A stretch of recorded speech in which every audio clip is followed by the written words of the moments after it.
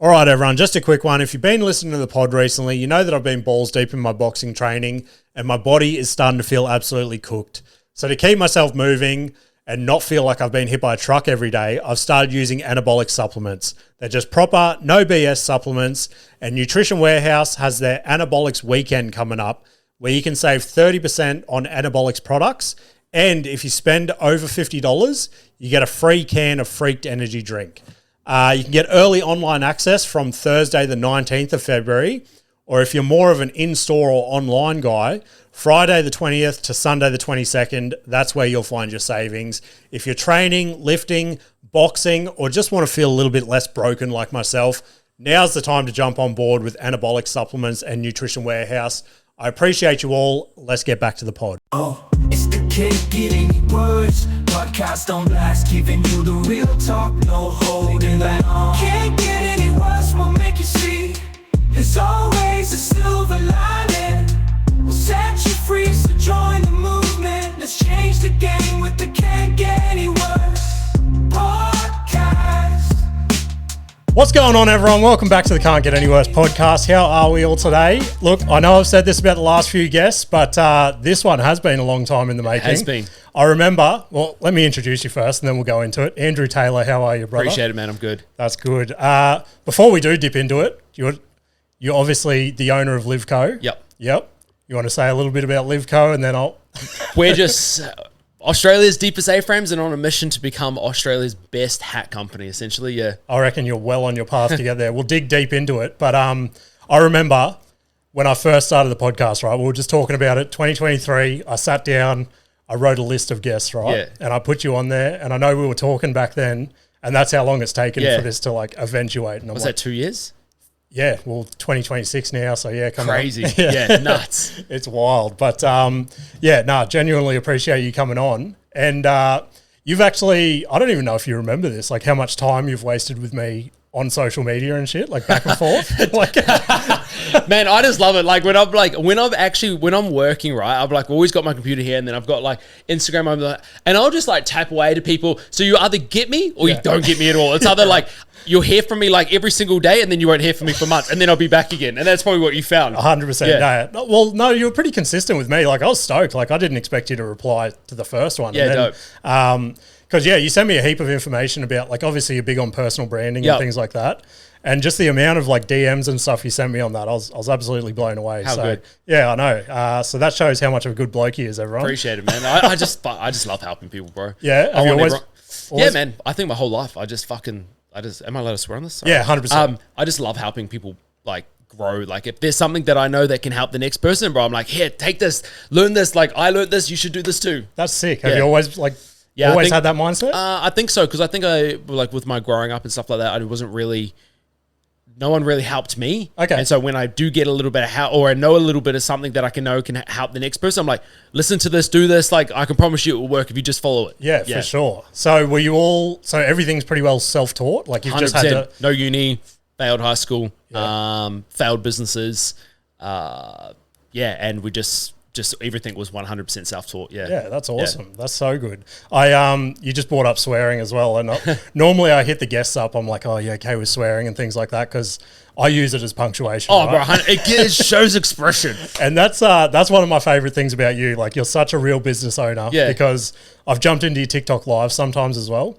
And just the way that, like, obviously you get the trolls and shit 100%. In there, and just the way that you, like, roast back at them, I'm like, yes, this is bro, I'm going to, like, do you know what? It's like, the thing is, it's just like, you can't say that because you're a business. I'm like, bro, I'm just a fucking normal person. Yeah. Like, I'm no different to the next person. Like, there's no corporate, there's no HR, there's no upper management. There's like, I want to speak to the owner. I'm like, cool, you're fucking speaking to me. It's just like, right, I want to speak to the next person. It's like, right, that's my partner. And she's going to probably tell you the exact fucking same thing, No, it's so good. I love it. I love just the realism of like, and like I always see people in there as well, they're hitting you up for free hats. And I forget what you say. Something like, give me free money. Yeah. I don't know where that came from. One day, I don't know where it was. It just popped up. I was like, how about this? And I was so I think you probably would have remembered. I was so serious about it. You know what? I'm going to give you a free hat, but you send me free money and I'll give you the free hat. And you just like, you can just see them just like, well, you obviously can't see them, but you can see them like processing like, the fuck did he just say? Like, yeah, that's right. Give me free money and I'll give you a free hat. 100%. Nah, so I guess let's get into the beginnings of LiveCo. Where did the idea stem from? Where did it all begin? It actually started on a flight home from New Zealand. So I had a business in New Zealand. I'm originally from New Zealand. A failed business in New Zealand, was on a flight home. You know, when you sit on a plane, you've got 3 seats, 4 seats, 3 seats. I'm sitting in the 4 seats right on here on the end. We've got 3 elderly ladies that are sitting here. Jump on this plane. They've never been on a plane with touchscreen. Like they're like late 60s, right? They're all widows. We got chatting. One thing led to another. I was like, you know, like they're going overseas. I'm showing them how to use the touchscreen. And I was like, oh, so you're going over your first overseas holiday? They're like, yeah, we've never been overseas before. And I'm like, what? They're like, yeah, we've left like life way too late to start living. And I was like, got me thinking, like when you go back home, you know what it's like when you're from a small town and you go back home to like where your family is, it's like everyone's still doing the same shit. And I'm like, man, we need to live life to the fullest and all this type of stuff. And I just got jotting on this piece of paper and I was like, oh, live, don't just exist, like LiveCo. And I was like, hold on. And so I started drawing this logo and I've still got the envelope to this day because I went back for a birthday and it was like an empty envelope and I was like writing on this like envelope. And I've still got the logo on there where I like drew our first logo where it was like LiveCo and then the don't just exist underneath there. Came back to Australia and I was like, right, so I've got a failed business. I don't have a job, got no money. I'm like, the fuck am I going to do? So I started this thing called a crowdfunding. It was essentially like the GoFundMe of businesses. It was called Kickstarter. Yep. Pledged for like $4,000 and you had to make that within 30 days. But you don't get the money unless you hit the $4,000. But I didn't realize that. Right. So I'm like 20 days in and we're like, I think we're at like $700. I'm like, fuck, what am I going to do? So I've gone to like Kangaroo Point. I've filmed these videos. I've tried to create like this storyboard of what I'm trying to do. And then I'm like, hold on, I'm going to post this on Facebook. Then I'm going to get on LinkedIn and I'm going to message every single business owner that I can possibly think of. They started sharing their stuff. And then I think within the last 10 days, we end up going over at like 4,300 or something. So we were able to hit the pledge. When the money hit our bank account, we were then able to print shirts for those people, give them to them, and then that's kind of how it started to take off from there. But that's talking, we're at 2026. This kicked off in 2015. Yeah, right. So we're coming up 11 years that I've been in the trenches doing this thing. And this is where like a lot of people think that it's an overnight success. It's like, bro, I have had these floaties on and I've been fucking treading water for a long time. Yeah, definitely. Yeah. I don't even remember when I first stumbled across your stuff. I reckon it might have been, if I had to throw a dart, maybe 2019. I just started to see you pop up every now and then. You're currently wearing our first ever limited edition hat that we did. Yeah, our for sure. First ever limited edition run. I thought I better rock it for the occasion. First ever limited edition run. I did the photos in my apartment. Mm.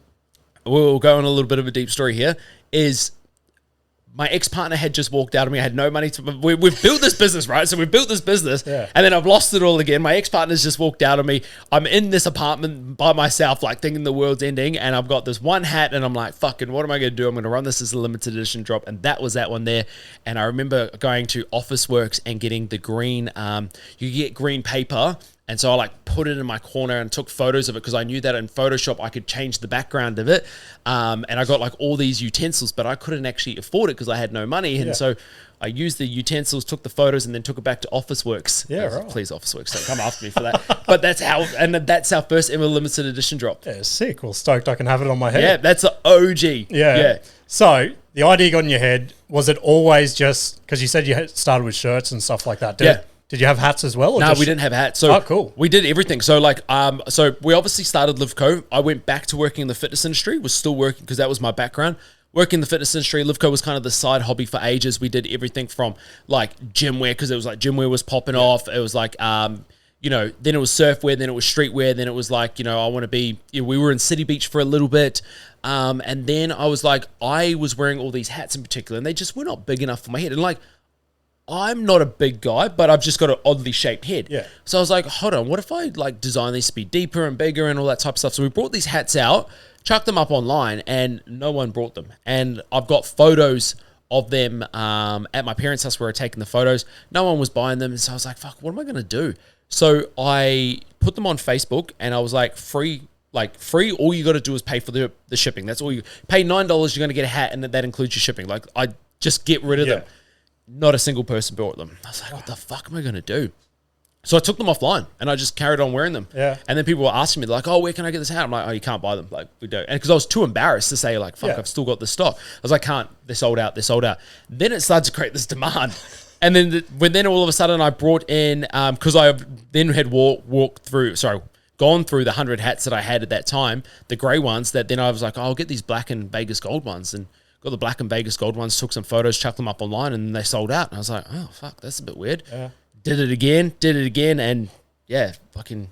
It's crazy when someone thinks something's like so rare and sold out and things like that. It just becomes in demand. Like, creates demand. Yeah. Creates demand. And that, as you know, like that's our biggest thing now is like we run a limited edition drop. It is once you get it, that's it. As soon as it sells out, you can't get this colorway no more. Yeah. You know, that's a big thing. Have you found that that works for what you're doing? Like it? Yeah, 100%. Like, you know, people get angry with us on Facebook. Like you read in the comments, they're like, you're a stupid business owner. You don't know what you're doing. Why would you leave money on the table? Like you could make so much money. Just give me the hat. I'm like, why would I just give it to you? I'm like, bro, these people got in first. Yeah.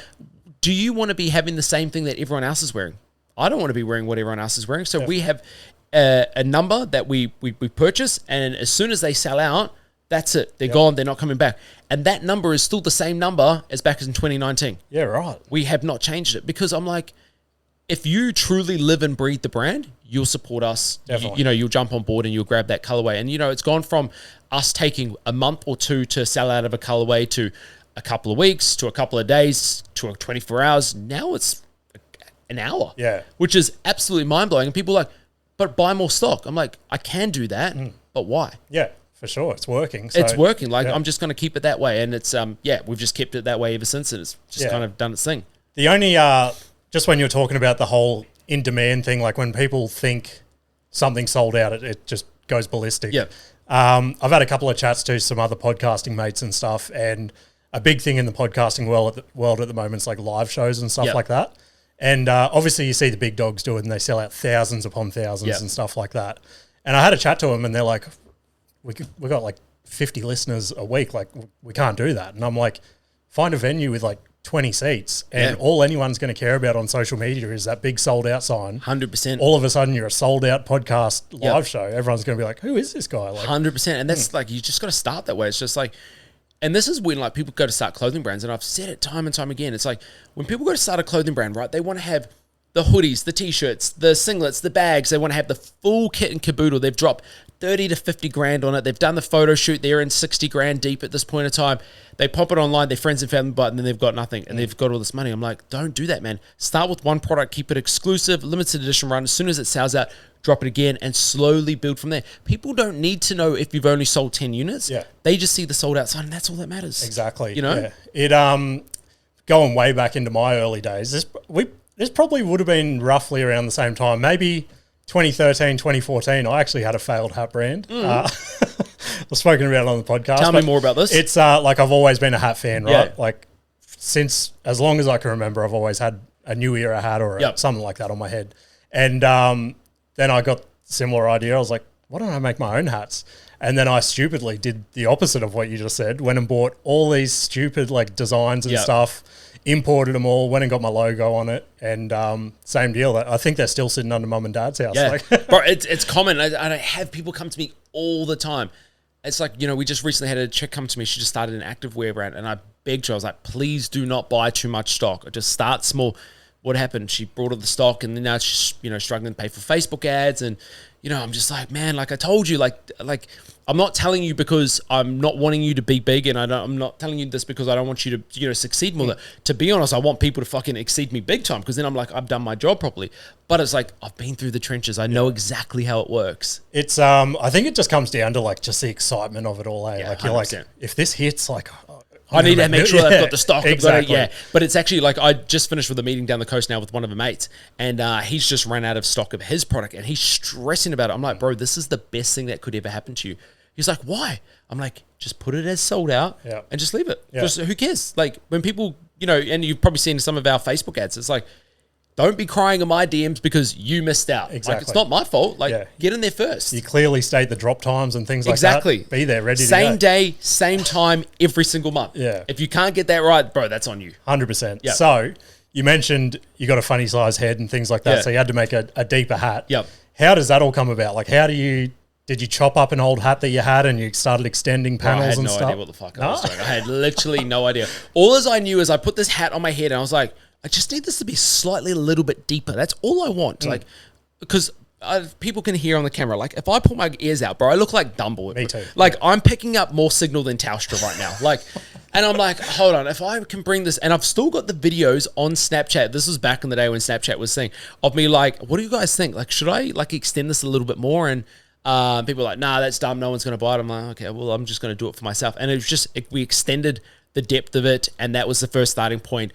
Obviously, you know, it's been so long since we first started it that we've actually re-custom designed the shape of it, you know, every little part from how it sits on your head, depending on whether you're a wide head or, you know, you've got a long head, whether, you know, the crown sits higher, white, bro, there's so much that goes into it now. Sure. It's not just as simple as like, oh, just make me a bigger hat. Like there's so many different things that you got to think about, different variables with it now. So do you have like different sizes and stuff now? Is that what you were saying? Yeah, so we've got our deep fit, which is our standard deep fit. Yep. We've also got an ultra fit. Now our ultra fit is a new size that we've just brought out, and an ultra fit is for the boys that have always been on the last notch of their hat, right? They're really, they could be on the last notch of our deep fit, which means they'll be fully closed on our ultra fit. And so this is to help the boys that have never wore a hat. And like I've got videos of, I'm talking 150, 160 kilo massive Samoan boys that have never worn a hat in their life. He sent me a video with tears running out of his eyes saying, my biggest insecurity in my whole life is my head, and I've never been able to find a hat, and I can finally wear a hat. That's wild. And that was that ultra fit. It's just like, it's just started to take off, and we're just about to bring out a third size, which will be just our standard size. And then that's it. I told myself I would never do more sizes, but we've got so much demand now that it's like, we want to start to catering to more people, but still keep it exclusive. We don't want to open it up the floodgates and be like, oh, this is for everyone, and be like the next new era. We don't want to be like that. It's like, you know, it's a particular type of person. Yeah, cool. Yeah. So back on the whole extending thing and things like that. Yeah.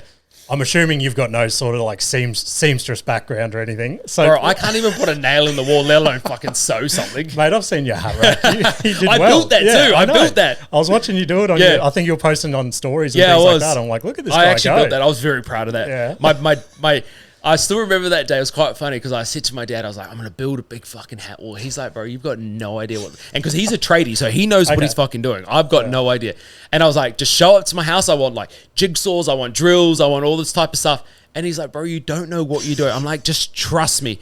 And I still remember my partner going, he's got no fucking... And I built this hat wall, and it's still sturdy, and it still stays up to this day. No, it looks sick in the background of your lives and stuff like that. So, like I was saying, you're not a seamstress. So...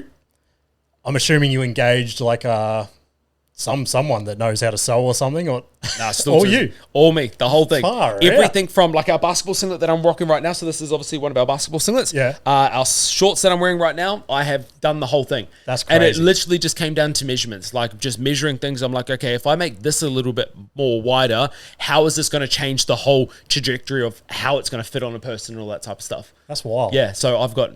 If you ask me to sew something today, bro, I've got no idea. Like, I know like terms like overlocking and different types of, fabrics and sews, and I know all that type of stuff now. But back then, I had no idea. Yeah, right. No idea. You've lost me on overlocking. I don't know what you're talking. It's like this thing to like lock the shirt in, so it's like proper. It's not going to come undone. Yeah, perfect. Okay, so you launch it all. What was it like getting your first batch of like product in? Were you over the moon? Well, when we first started with LiveCo, we actually we started locally. Okay. So we were just printing on AS Color shirts locally, actually around here. So Jess from, I can't think of what her company was called at the time, but she was just around the corner from where you actually live currently. Yeah, right. And she was printing all the stuff from home. So we were just printing on blanks. Then we slowly started to dabble into I think we went to China. We got some samples. It was very cooked. It was all over the show. It was too stressful. Then we went to Pakistan. We did some stuff in Pakistan with them, and their stuff was really good, really high quality.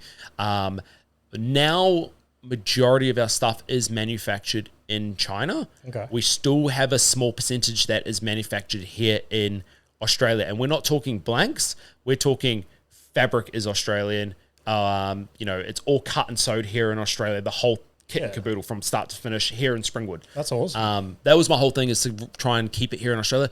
And to be honest, it is expensive as fuck. So expensive. If I could do the whole thing here in Australia, I'd 100% do it, but it's just not feasible. Yeah, I've heard a lot of clothing brands and things like that say like, oh, if you want us to make our stuff in Australia, then pay for it, sort of thing. Yeah. But like for you to be doing that, like your hats are fairly priced. Like we have not changed our price since the day that we started. Really? So you think about it. So we've been going since 2016. We launched our first hat, I think it was like 2017, 2018. So it's coming up, was that 7-8 years? We have not changed the price once. It has stayed the exact same price. And that's including inflation. That's including, shipping going through the roof. It costs me more per hat to get it here in the country than it is to manufacture it. That's crazy. So is that, you haven't bumped your prices just from a personal point of view? You just want to stick to your product? Just me. I wouldn't pay $60 for a hat. There's no way that I'd be paying $60 for a hat unless it's something that just fits me perfect. Like it's a premium. It's like that's the only time that I'd probably do it. But I'm a tight ass, bro. There's no way that our hoodies that we manufacture, we are they're like a very thick, high fleece, high quality. We only sell them for like $70, and they're a really thick, high quality product. Versus these guys that are just printing on shirts that I know that is an AS color, they're chucking $150 to them, and I'm like, there's no way in hell that I will be paying $150 for a hoodie, and I would not accept somebody else paying that for my brand. 100%. And people will be like, yeah, that devalues your brand, but it's like, yeah, I get that, but it's what I'm prepared to pay. Yeah, so there's no special. Like, we mark our products up by 30% or 80%, like 80% margin. No, bro, it's like what I would pay, and that's that. Yeah, that's awesome. That's essentially how I do it all. I remember, like I said, back in the day, rocking hats all the time. You'd go down and like $45 for a hat or something. Yep. My wife bought me a hat for Christmas. So I think she paid like $75 for it. I'm like, that is crazy. Why? Yep. Man, I don't even want to wear it. I want to frame it and like. Exactly, man. I just couldn't. Now, I remember back when I was living in New Zealand, New Era wasn't big in New Zealand, so the only way that you could get a New Era hat was from some of these they're like the little small street things, and to pay for a New Era hat back then was like $90 to $100 for a fitted hat. And I'm like, there's no way I would ever charge that. I couldn't. And I know that there's other companies in like America, they run limited edition hats and they're charging $150 USD and they're selling out every single time. And I could not even do that. Like, that is wild. I am who I am. Yeah. Like, and I'll keep my prices as low as I possibly can because it's the brand's for me and for people that are like me. Yeah. Definitely. We're not a luxurious brand. We're not a high-end brand. We're just for the regular Aussie, the regular Kiwi that, loves to watch the footy, hang out with their family, just a regular person. No, that's awesome. I think that's the best way to go about it. Like I said, I was just spending $45 on a hat, and I know you know him these days, Simon Beard. Yeah. Like, before Culture Kings was Culture Kings, and he just had the little boutique shop down at Surface. Yep. I used to go down there, and you'd get like, he used to have deals and stuff. It'd be like 3 Mitchell and Ness hats or something for like $60 or something. I'm like, bargain. Let's fucking go. Yeah. But that must be wild as well. Like, I don't know how you feel about this, but over the last 2 years, just watching your growth and stuff, and the circles that you're in now, because I know personally, like, just having you here today is intimidating. Bro, I'm just a regular dude, man. I know, completely. And you're fully coming off that way, which I fucking love. Like, it's good when you think you see someone on social media and then you meet them and they're exactly who they are. Yeah, 100%, yeah. So I guess hanging around with like Simon Beard, for example, Troy Candy you're hanging around with, Emil Juresic. Yep.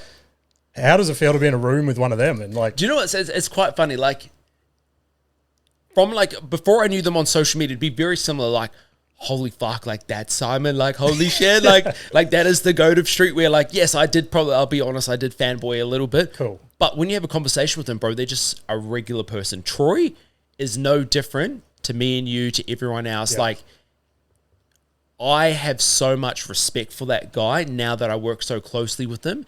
Is, you see the comments on social media, what people say about him and, friend circle and stuff like that. These are the people that don't actually know who he is as a person. He would 100%, if I was stuck right now here and I called him and I was like, hey, bro, like, I need you to come get me. We only know each other from a business perspective. And we've built a friendship off the back of it. I know for a fact that he would come get me straight away because that's the type of person that he is. Definitely. He's a genuinely good person. And, that same, for Simon and Emil and all that type of stuff, like, they're just genuinely good people and they want to help people win, and same with Troy. Like, we've done the collabs before with Troy, and it's like he will call me bang on 8 o'clock when we've gone the drop. He's like, bro, how's it all going? He'll call me that night. How's it all going? Hey, bro, just checking in. What's everything at? Like, what can I do? What can I help out with? And I'm like, holy fuck, verse some of these other influencers that are out there that, you know, we've worked with in the past, and it's like they just get their money and they could not care less about what's going on. Yeah. But yeah, look, the network, it's very intimidating at start. Like you really have to put yourself out there. Like I remember the first event that I went to, like where it's like, I think the average person that was sitting in that room was like $10 million. And then there's just me. And I'm like, I remember saying to my partner, I was like, I don't want to go. Like I was feeling, because I maybe come across extroverted, but I'm quite introverted. And I just like to say to myself, and going to that, bro, I was intimidated. I was like petrified. And bro, they just open their arms up. They're so welcoming. They want to help you out. They want to, you know, what's going on in your business? Where can we help you out? And just some of these conversations that I've had, and I still remember, and I've said it multiple times on other podcasts as well. I was grateful enough to go to Simon's apartment in Surfers Paradise. He's got a $30 million apartment in Surfers Paradise. And let me tell you, this thing is fucking boss. Like it's bigger than my house, right? Yeah. And I remember there was a conversation that was outside on his balcony, and there was a couple of us standing around, and one of the guys said to him, like, what's the difference between like me and you? And I remember Simon turning around and he was like, there's no difference between me and you, him and Adrian, you know, who and someone else. It's who has the fucking biggest balls to go all in. And that really stuck at me. And I remember calling my partner on the way home, and I was telling her about that, and it just literally and it still plays in the back of my mind. There is literally no difference. It's just who is got the biggest belief that they can fucking achieve that. Like if you tell a mate that I'm going to do this and they think that you're fucking crazy, bro, you just keep believing that, because I do believe that manifestation is a real thing. Yeah, no, definitely. I've got the stupidest dream in history, and I don't know why, but every day I wake up and I'm just still like, oh, we're just going to keep chasing it. Like 100%, man. You know, coming back to the whole Troy situation. Yeah. I had spoken to a mate of mine, and I was like, do you know Troy? And he's like, yeah, I know Troy. I was like, can you get me in touch with him? He's like, look, bro, I don't really do that type of thing. And I was like, okay, fair enough. And then I spoke to a friend of mine who was in the same kind of syndicate, well, not syndicate, kind of network as Adrian and stuff like that, kind of in the very same industry. And I was like, can you get me in touch with Troy? Like, I'd love for you to get me in touch with Troy. She's like, just believe it and it will happen. And I reached out to him on Instagram. I think it was like a Friday or a Thursday or Friday or something along those lines. Like, hey, bro, would love to chat about a collab. Even though there was 100 different messages of me trying to do the collab type thing. And then on his story, I think 2 days later, he's like, hey, looking to collab with a business, somebody that's looking to do something long-term. And I messaged him instantly. He instantly messaged me back. We jumped on a call. We were on a call for like 45 minutes. It was like we knew each other the whole time. We had the same values, same beliefs, and it just worked. And now we've been, I reckon, 18 months now we've been working together closely. Yeah, that's sick. And I've got, couldn't even second guess about ever cancelling that. Yeah. Like, the relationship is just great. Yeah, much like I said about yourself, replying to my DMs and stuff, both Troy and Emil have both been fantastic to me over DMs over the years. Like, Emil's actually, he's another one. He was on my list when I first started, and we're finally recording in about 2 weeks. Oh, yeah. Emil's coming in. Yeah, well, I think I'm going to his place because he's fucking... Oh, his podcast studio is dope. I've been to his place. It's it's a great little backdrop. But this backdrop's pretty dope too. That's what I said. I go, look, I know you will probably want to venture down to Logan, but how about I come to you? Yeah. Nah, he's got a great podcast studio in his house. Yeah, I can't wait to see it. But same deal. Both those guys have been... it's crazy that you have that capability these days to just reach out to anyone and they reply to you. It blows my mind. And I think it's just like, just don't be a dickhead. Like if you like, you know, if they don't respond back to you, you got to remember they're getting thousands of DMs a day. Like, definitely. Thousands. Like, I couldn't even fathom the amount of, you know, conversations that probably Troy gets in his DMs every single day. Like, I'm just a small little fish in this pond, bro. And it's like, sometimes even I struggle to keep up with it. Yeah. Like, I could just imagine what he'd be getting. I'm exactly the same way. And I'm bottom of the barrel of anyone. Yeah. And over the last year or so, just like listeners of the pod, which don't get me wrong, I fucking appreciate it more than anything, but I'm getting messages every day and stuff. And I'm like, I can only imagine to be like a top tier player, what their inbox must look like at the end of the day. I'm struggling to get back to all these people. I don't know how they deal with it. Like, having to have the separate conversations between their friends and then just like, you know, people that follow them. I'm like, how do I separate those? I don't know what's going on. It's pretty crazy. It's wild. Yeah. So on the whole Troy Candy collaboration, again, this is going back to my long-term following of you and stuff. I remember, again, watching you back in the day, people would be like, oh, why don't you collab with people, or why don't you get influencers to rock your gear and stuff? And I remember you were like, oh, I don't need it for my product and stuff like that. Yeah. So it was kind of cool just to hear you say that the whole Troy thing just came along naturally, and it was just a spur. It was natural. He was already wearing A-frames. He was wearing his ECM label hats. We made sure that before we did the collab, I sent him the products and he liked it first. Yeah, because cool. One, he's not going to rock a product that he doesn't like, and if he's not liking it, he's not going to then want to wear it type Definitely. thing. And, you know, he put it on. He's like, holy fuck, like, this is a fitment that I've never felt before. Like, and it's just been like that ever since. And that's my biggest thing. And we don't collab with anybody. Yeah.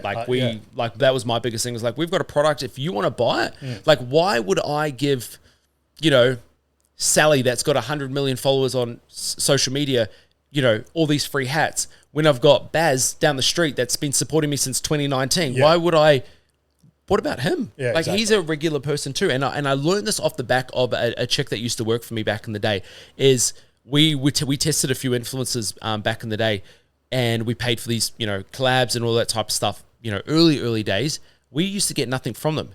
And this one chick that used to work for me, as she was a mum of two, she was like mid-40s. She put a post up on social media. We got more sales off her than we did off these people that had 100,000 followers. Crazy. Because it's her audience knew her. It was her family. Yeah. Like, and I'm pretty sure she only had like, it would have been less than 3,000 followers. Yeah, definitely. Like, and they're just because it was genuine. It was real people, rather than you've got a good-looking girl, you got all these creepy guys. You've got a good-looking guy, you got all these creepy girls, you know, type thing, or vice versa. You know, definitely. Yeah. No, I get where you're coming from. So, when you go like walk down the street or something, and you see someone rocking one of your hats or something, what is that feeling? That must blow your mind, bro. right? It trips me out all the time. Like, it's such a surreal feeling. We've been to Japan. We've seen it in Japan. Yeah, okay. We were running late. I was running late for a flight to Fiji. I was with friends. I was fucking literally that last minute calling, like Andrew over the microphone.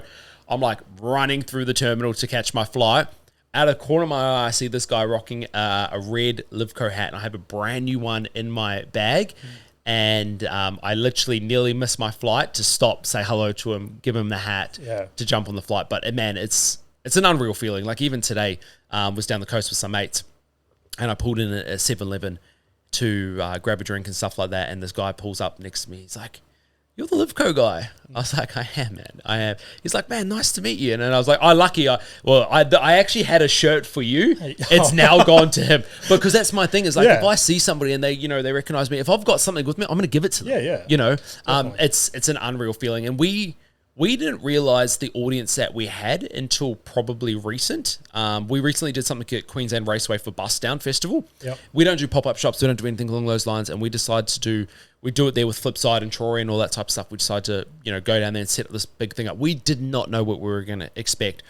I've got videos on my phone of like just people lining up for LiveCo hats. Yeah. And I'm like, you've got to be fucking kidding me. And it's like people coming over asking for signatures, FaceTime to their wife to meet me. And I'm like, this is weird. Like, my mum and dad, they rocked up to come check it out, to see what it is. And even they were like, what is going on here? Like, what have you been doing all these years? This is weird. Like, because, you know, we've got an audience online, but it's just at home, bro. Like, if you just see what I get up to on a day-to-day basis, bro, I'm just like a little nerd in my office, essentially. So being out there in the public and seeing people, man, it's a feeling that I could never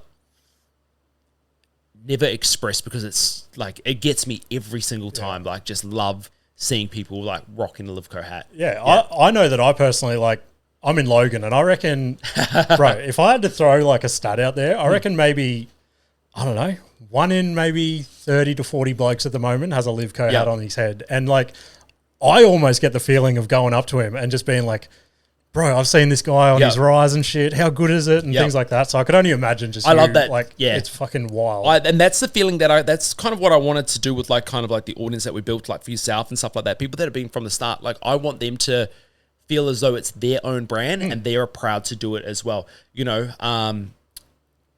even like recently people have said to me, just like, "Oh, you work for Troy." And I was like, "What do you mean I work for Troy?" It's like, "Oh, you know how LiveCo, Troy owns LiveCo, you work for him, eh?" I was like, Yeah. And that's, you know, I've had mates that have, you know, people have gone out there and going like, because I've seen them like through my social media and stuff like that. Oh, you own LiveCo.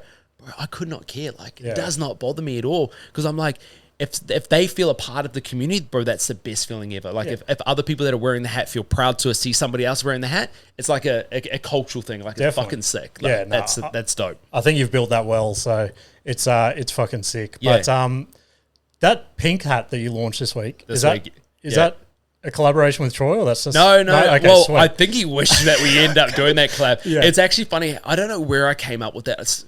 I don't drink these days, but back when I was drinking a bit, that's where it's come out. I'd be out and I'd be like, oh, what about this colorway? And we'll do this, blah, blah, blah. And I came up with this because everyone kept asking for a pink hat. And I'm like, the boys are not just going to wear a pure pink hat. So I've got to like break this up. So we went like the pink and blue. And then I showed Troy and Troy's like, fucking give me this hat ASAP. So he had the first one for ages. And then they finally rocked up. And we did the photo shoot. And what are the chances? A good friend of mine, Nathan James, his partner, she has the exact same pink G-Wagon. Yeah. Like, and we're not even talking like slight difference. We're talking identical colors. Like, perfect. I'm like, what are the chances that we were able to shoot with that? And it just, it was perfect. Yeah. No, that is a mint hat. I'll be getting my hands on one of them. Yeah. It's like, pink's always been my color. Like, I remember back in my footy days. Yep. This was back when they didn't make pink boots. And I was just like I was a front rower. Yep. And I was like, how much of a mind fuck would it be to the other team for a front rower to run 100%. Out in pink boots? So before every game, I'd go to Bunnings, get a tin of pink spray paint, and just paint my boots. Yeah, 100%. It's my color. I need pink is a great color. Like, it's fucking and sick. I think it's normalized now that like men can wear it. Like, don't be ashamed of it. 100%. Like, not at all. Like, fucking own it. Yeah, definitely. It's it's a sick color. Every guest that we get on the podcast, I could imagine you've got a multitude of stories. It could be anything, but name of the podcast is Can't Get Any Worse Podcast. Has there been a distinct moment that you can remember where you were just like, shit, can't get any worse right now? Oh, bro, plenty. Plenty. That's my favorite answer. Plenty. Like, I for example, I had Hayes Heppy on the couch like at the end of last year. I asked him that question. He goes, I don't look at life like that. And I was like, oh my God, I'm so scared right now. Yeah. Oh my God, is it? Like, this is a very small room. How fast can I get out of it? So I'm stoked when people are like, fuck yes. Like, everything goes wrong. Look, I think like coming back to like meeting people, I'll tell you a funny story, right? So I was at the gym one day and there was this guy across the gym floor and he was wearing a LiveCo hat. And I was like, fuck, this is such an unreal feeling. For the gym that I go to, my demographic doesn't go to this type of gym, right? And he was wearing a LiveCo hat. I was like, fuck, this is gangster. Like, and I've walked over to him. I was like, hey, bro, I love your hat. And he's like, thanks, man. And I was like, man, I'm the owner of LiveCo. Like, really appreciate you supporting the brand. No, I said, I'm the owner of LiveCo. He's like, okay. And I was like, I really appreciate you supporting the brand. He's like, okay. Like, and I was like, oh, okay. Well, yeah, thanks, man. He's like, weird, but okay. I was like, man, I was like, you know, Homer, when Homer like backs into like, that was literally me. So I was like, that's probably that's like a, in-person moment where I'm like, it couldn't get any fucking worse right now. And that still lives rent-free in my head all the time. And How long ago was that? Oh, probably like 12 months ago. True. Oh, okay, bro. right. And so when I see people wear it, I'm like, please don't do this. Please don't do this. But no, we've had fucking heaps of moments. I've had, coming back to the conversation about Simon, when, Simon said to me, oh, well, there was even one chance where a chick that once worked for me, I told her, I was like, I'm closing LiveCo. I'm like, I'm done. I can't do this no more, blah, blah, blah. Like, and I still remember her saying, she's like, you cannot close this company. Go back to the basics. Do the shit that you were doing when you first started. And then it obviously took off. Yeah. And then there was probably one massive distinct moment would have been back when I had that conversation with Simon. And I was like, I've got to go all in on this. And I literally spent the last dollar to my name. Eating rations, fucking going down to the local IGA during the week because I couldn't afford to eat because all my money was going back into the business. And I was going there at like 7:30 at night because I used to discount all the chicken wings in the hot case. So I was able to get like a kilo of chicken wings for like $1 and I'd get like a case of rice. And that would literally be my dinner every single night, where I'm like, fucking, my back's up against the wall. There's only way that I'm going to come out of this is fucking going up. And like, that's still a great meal. I still fucking love that meal to this day. But like, there's been moments where it's like, we've spent every single dollar in the account and I've turned to my partner and I'm just like, if this doesn't work, we're fucked. Yeah, like, we're proper fucked. And I think it comes back to that thing with Simon where it's like, who's got the biggest balls to go all in and just fucking believe in yourself and just double down. When you see shit happening, like, just move with it really, really fast. Yeah. Is it, like, every time you're in that position, like, do you just always have the confidence, just pull the trigger? Like, we're just got to do it. Yeah, 100%. Like, Yeah, right. yeah, it's like now we've got like I was trying to like structure like how we like each person within inside the business, like what their role is, and my bigger thing is like I'm the guy that runs through the fucking wall. Like I'm gonna be that guy that's gonna run through that wall as hard as possible. And then we've got T-Dog that's going to come in here and she's going to patch it up and put everything in place because my ADHD cannot make this shit happen. I've got the idea. I've got the vision. I know how to do it, but I just need the smarter people to come through together and just glue it all together and make it all look pretty. That's essentially the way that we've put it now. Yeah. My wife's definitely the same with me. Like, I just got a million different ideas every day and she's like, well, slow down. Yep, why don't we do this step and this step? Yep. And I'm like, no, I want to fucking go. Yeah, because you know what it's like when you've got ADHD, like you're here and then you're over here and then you're back down here and you're like, wait, I should be over here doing this. Yeah. And then you're back here and you're like, then you just get nothing done. I think, with that being said, I think it's just about simplifying things. Like the amount of businesses that I was running 2-3 years ago was fucking stupid. Like everyone just knows me as the LiveCo guy. Yeah. We had Live and Media, which was a marketing agency. We had Royal Innovation, which is still going, which is a commercial cleaning company. We're building an app at the same time. There was just so much going on that there was just like, I just had to say no to a lot of things and just focus. Yeah, Yeah. cool. That was a big thing. Yeah. What would be like the hardest part of your sort of day-to-day like business running? Believing in myself. Yeah? Yeah, literally, man, when you're, inside your own head all day, every day, it's like, do I have the belief to do what I'm going to do to make that next step? And the hard part is also doing a lot of quiet work because, as you know, like somebody with ADHD, our minds are running at 1 million paces per hour, and we want fast dopamine hits. We want actions. We want results fast, right? Yes, that does work, but when things are really fucking moving is when you're doing a lot of quiet work. Shit that doesn't show straight away, that's going to show in 6-12 months time. Yeah. That's when you're going to start to see the big thing. And that's what I'm working on right now, is doing a lot of the quiet work. So I'm spending a lot of time in my office by myself, headphones in, doing stuff, projecting for 12 to 18 months away from now, as opposed to going, oh, we're doing a drop tomorrow and I need to do this and I need to do that, blah, blah, blah. Like, where it's like real frantic, because then I feel like the hero essentially. Yeah. Where it's like I need to stop being the hero and trying to put out fires and do everything and make myself a lot of busy work. I need to stop doing the busy work and just focus on the quiet work, and that's what's going to play, I feel, true. long-term value. What sort of stuff are you pumping in your ears to get you in that sort of zone? Well, a good friend of mine, Jake, he this is obviously a little bit of a plug. He's got a thing called Final Form. It's like this new ADHD. Well, it's not for ADHD, but it really helps with focus. Really fucking great. That is like a key thing for every single morning. But what is it? Like music or like? No, it's like a supplement. Oh, right. It's okay. a supplement, cool. right? So you know what it's like? When you have your coffee first thing in the morning, it gives you a kick, but then you get that flat period and you gotta have another. There's no come down to it. So it's like, I know that if I pop, 1 or 2 tablets of these, I've got 2 or 3 hours of just straight focus, come off it, and I'm like, it's gonna great. look into that. It is great. And it's all natural herb and, what do you call it? Herbal ingredients. It's nootropics and stuff like that. Great. Really, really good. I'm for sure going to look into that. Because I'm not diagnosed with anything, but I'm something for sure. 100%. ADHD, autistic, I'm fucking all of the above. It's a blessing in disguise. Blessing and a curse. Yeah, definitely. So yeah, like headphones on. So normally the way that my day is kind of structured is like I'm up first thing in the morning, straight into my Facebook ad account. I run all our marketing. I look at everything, every dollar coming in. So I look at my my account on a daily budget, or on a daily, right? Yep. I know every dollar that's coming in and out of my account. I can tell you every single number from last month, 3 months ago, 12 months ago. I can tell you every single figure because that's just the type of weirdo that I am. So that's the first thing that I look at every single morning. And then it's, headphones on, and I'll go into some deep work. And it could be anything from classical music to like heavy rap, real heavy rap, like some real grungy stuff, to sometimes just noise cancelling headphones, white noise. Yeah, right. Just really depends on my mood and what I'm kind of getting into. Like yesterday afternoon, I got into some deep work, and it was just fucking heavy rap. Like, nice. Loud. Like I didn't have my headphones in. It was just speakers were going. Neighbors were probably getting annoyed, but I didn't care. But yeah, it just really depends on my mood, to be honest, and what I'm kind of doing at that point in time. Yeah. Yeah, cool. Yeah.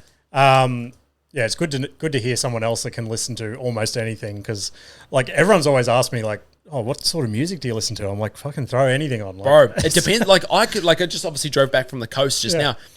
in that time, I had Tupac, I had Mariah Carey's, I had Celine Dion, I had 3 Days Grace. Like I had, every genre that you can possibly think of. It just depends on my mood that I'm in at that point in time, and that just hits. Yeah, my kids are a bit older now. I got an 8-year-old and a 5-year-old, but on my Spotify, I've still got all their like baby shit, like the Wiggles and all that. And sometimes I'll be cruising home from a gig, and I'll be like 3 minutes into a Wiggles song, and I'll be like, oh fuck, I better change this. Yeah, no, this is great. Good on Wiggles. Yeah, this is sick. So what's on the horizon for LiveCo? Just keep hustling, keep doing what you're doing. Just kind of trying to double down, man. Yeah, I've got a goal in mind, and I'm not going to move the goalpost. Like, you know what it's like as a business owner, you're forever moving the goalpost further and further. I've got the final goal in place. I know exactly what it is, and now the whole trajectory is just moving towards, that end goal, and just putting the right systems and processes in place. As we were saying before, I've been doing a lot of busy work for a long, long time, that it's now systems and processes, and there's everything that's in place. So it's like, I'm not touching the day-to-day. It's like we've got teams involved that focus on that type of stuff. I focus on the overall thing. Yep. But essentially I want to be Australia's #1 hat brand. That's essentially it. I'm going to do everything in my power to make it happen. Yeah, for sure. You're capping it at Australia? You're not looking to take over the world? Australia, New Zealand. I'll probably go Australia, New Zealand. But essentially, I would love to be the next new era. Like, I want to be the next new era, the new Michelin-esque. I want people to think, when they think about hats, they think LiveCo. Yep. And it doesn't matter if, they're wearing, a Brisbane Broncos hat, they're wearing a LiveCo hat. Like, it's a LiveCo Brisbane Broncos collab type thing. Yeah, like, exactly. That's essentially what I want to be, so that everyone just knows that it's like, I don't want to wear anything else but LiveCo. Yeah. That's where I'm with that. What do you do outside of work? Do you have any sort of... It's just all work? Man, it's like I've got this weird obsession, right? And I've been like this my whole entire life from a very, very young age. I just love working. Yeah. Like, I'm fucking obsessed with work, and I'm just the same way. Love it. We just got back from the Sunshine Coast. We were 2 weeks on the Sunshine Coast, and by day 2, I'm on my laptop. Yeah. I'm doing things, and people are like, that's unhealthy. I'm like, what's healthy? Like, what's normal? Like, tell me, because I don't know, because this is just normal to me. When we go out, like my friend circle, they all have, we've got my friend circle, we've got my partner's friend circle. My partner's friend circle, there's a couple of guys in there that have businesses and stuff like that. We chat about businesses. Other than that, it's just normal conversation. But then on my side, they're all, business owners and stuff like that. When we go out, all we're doing is we're talking about business. Yeah. What's happening in the market, what's going on. And I think it's good to have that type of people around you, because it fucking G's you up. Definitely. You're like, even some of the conversations that I had with the boys this morning, I'm like, man, I'm playing small. Like, I need to double down on this big time. Yeah. So you got no guilty pleasures that you get away? You don't hit the PlayStation? Nah, you don't play I've never golf? really been. Nah, I don't. Gym's probably one. Yeah. Like, that's probably, it's been in my blood. Getting out on the ski. I love getting out on the water. Yeah, that's cool. probably my biggest thing. But yeah, like, I work 7 days a week. Yep.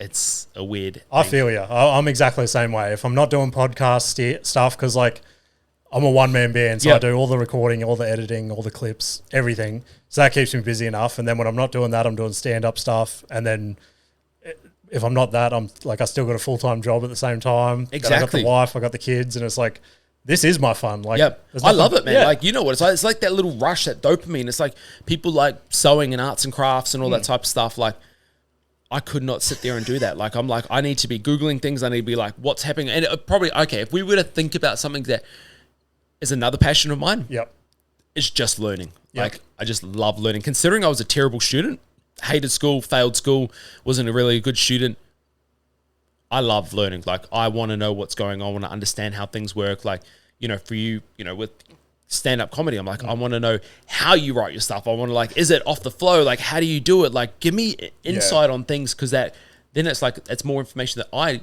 know, and then definitely, again, I'm exactly the same way. Like, I was the worst student at school. It's crazy that when someone tries to force you to learn something, you're just not interested. But then when you find your interest, you're like, bro, teach me everything. Yeah, like, 100%. Yeah. I had a teacher at school, Miss Boudica, and she said to me, I remember sitting there in, I think it was English or maths or something. I can't remember what subject it was. And she's like, you're going to be a fucking loser. Well, I didn't think she swore, but she's like, you're going to be a loser in life, Andrew.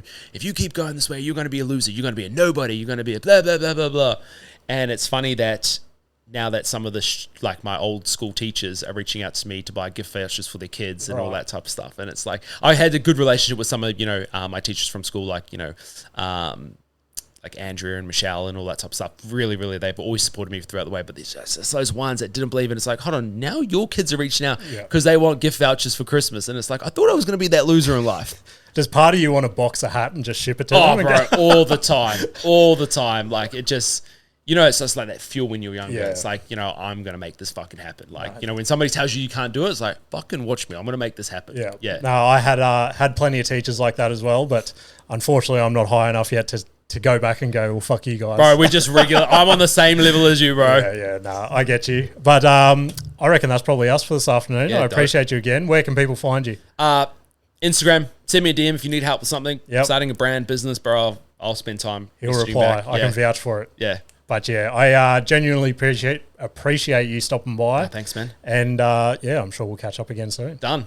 Thanks for listening, guys. I'll see you later. Can't get any worse, we'll make you see. There's always a silver lining.